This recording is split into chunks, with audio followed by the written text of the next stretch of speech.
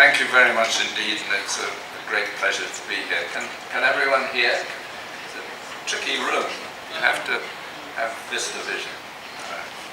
That was, could I thank Russ and Michelle for a very inspiring talk, and I'm sure we're going to come back several times during the day to her three majorities and some of the other challenges which she has set us. I wanted to talk today about how the Global Compact and the role that the Global Compact can play in this process.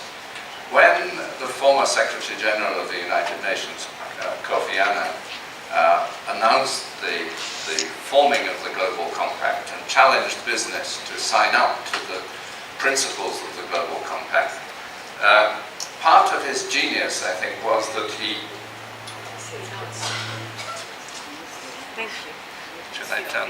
Yes, I'll turn it on. Thank you. Otherwise you get too much of me. Can you still hear?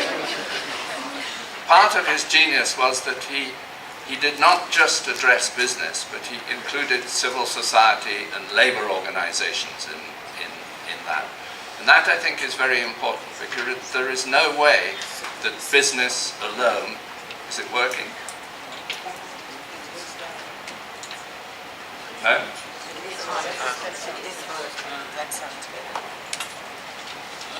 I'm taller than Mrs. Michelle. Part of we cannot do these things on our own. No sector of society can address the sort of challenges that we heard about on their own.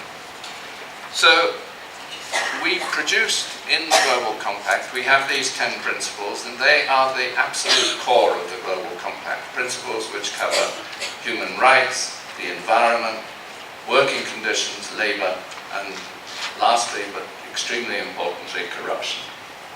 And people sign up to these principles. Businesses read them, they think this sounds terrific, and they sign up. But of course, these are high-level principles, and it's not enough just to sign up. You have to do more than that.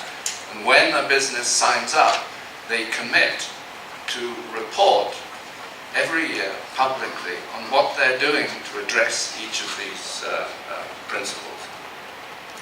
And that's not always obvious at first. I can remember because sometimes we look at the principles and think, well, there's not much I can do there. I remember in my Shell days, I used to think that being a heavy industry, heavy construction, oil exploration and so on, that we had nothing to do with child labor.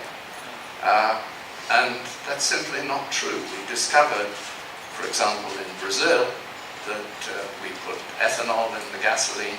Ethanol comes from sugarcane, and sugarcane in Brazil has an enormous child labor problem. So unless we began to address that, we were actually ignoring an important part of it. And then, of course, when you start there, you realize it's not just sugarcane.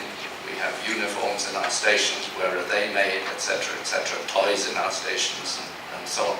So in any business, when you start to dig into it, you find that there are places where you have impacts which sometimes you didn't think about at first. So we need to think and learn from others. And one of the things that we have produced now is a blueprint produced by the Global Compact to try and help business leaders to go through these issues. There's, for example, some fascinating work done by a group of businesses called Business Leaders in Human Rights. They looked at what human rights really means for business, and in different countries they produced a kind of matrix to say, what can you do? What's directly within your control, obviously, your own people? What influence you can have in society on this, and how you can work. And I commend that sort of thing to you. These are extremely practical documents. Now, if in the Global Compact you sign up and don't report, then we gradually, after a year or so, we cross you off the list again. And in spite of crossing people off the list, we've crossed about 1,000 companies off the list, we still are growing quite rapidly, and we have about 6,000 companies around the world, over half of which are in the developing world. In the blueprint that we have 3 circles. The first circle, absolutely fundamental, is the 10 principles, and I've just spoken about that. But the second is what we call engaging with the global compact. And 2 of those very important areas are sector groups and issue groups. Issue groups on climate, or sector groups, for example, pharmaceutical industry or the extractive industries getting together and seeing how these principles can be particularly applied in their businesses. But one of the most important activities are actually the local networks of the global compact. Because in the end, nothing is achieved in Geneva or New York. We can sit and talk about it, but it doesn't actually get done. It's only done in each and every country. And the problems and issues in those countries are different. And the local networks, we have about 80 local networks now, spread around the world. Some of them are just beginning, some of them are faltering. I suppose a bit more than half of them are really effective. It's very much work in progress, but they bring together big business, small businesses, because without small businesses we cannot transform society.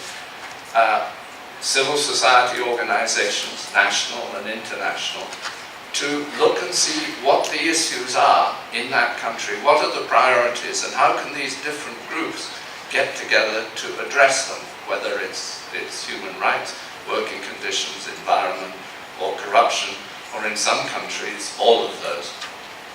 I give you one example.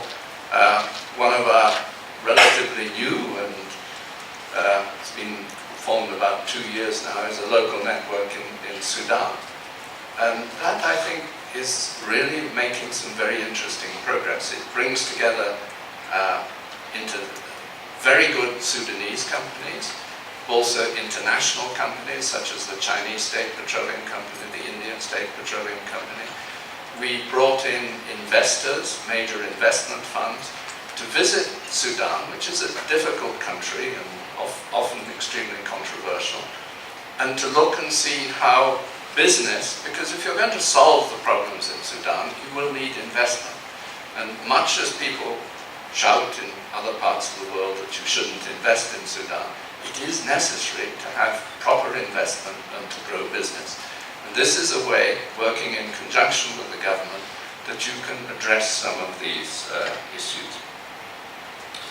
You have a local network here in South Africa, and I commend it to you. There is a second circle which is extremely important, and that is action in support of broader UN goals. And when we have gone through in our work, looked at our own business, looked at what we're doing, when we've worked with local networks in different parts of the world, and are looking to see what can be done and what the priorities in those areas are. The last area is what can we do in support of wider goals, such as, for example, the Millennium Development Goals and so on. And this is a point which is difficult for business. Some of us kind of roll our eyes and say, now we're going into solving all the problems of the world, from poverty to